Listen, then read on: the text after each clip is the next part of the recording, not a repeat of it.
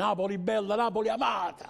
Grandi ospiti oggi, ma quale domenica in? Ma quale buona domenica? La piazzetta Merola è quello che vede in Italia. Grandi ospiti. Un saluto a Michele Riemma, il mio amico San Venzà. Sta a tavola con la famiglia e sta mangiando. Buon appetito, Michele.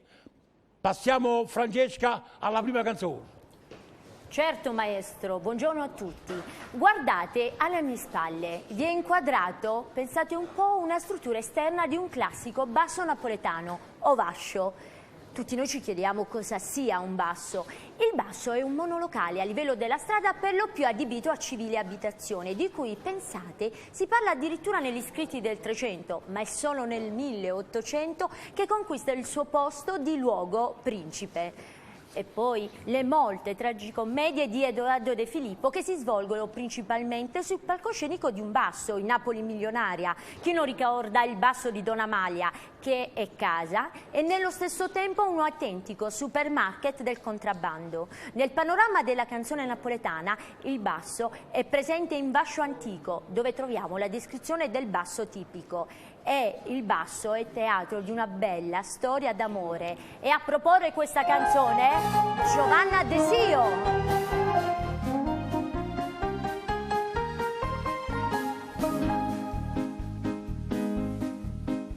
A gente che mi vede sentire fuori a squascia la mattina sera, ma chi sterice perso il cervello, ma come se ci cade sta maniera, e invece voglio bene una figliora che sta in un vascello e vasciaio.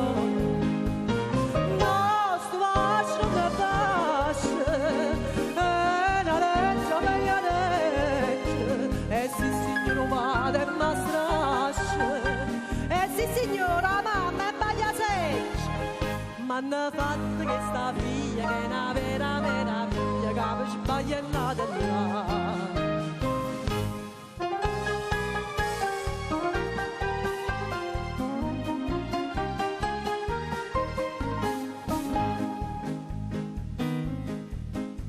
A mamma dice no signore mio, a sta un secondo piano non sia mai, o padre dice guarda certo in chiara terra c'è sta buona assai, e intanto la figlia che è la bella zita posta con loro quando sono marito.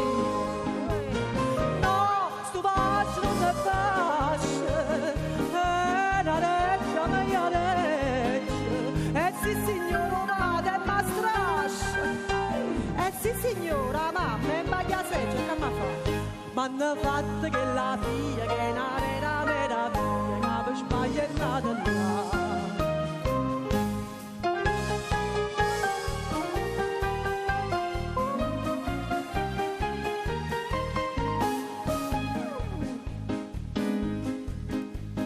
Ieri sera mi sono appiccicato, quei genitori miei che hanno ragione, papà che è pronipote di Donato, dicendo papà che sto blasone, ma penso che per due occhi è brillato, c'è una cavalla pure murignata.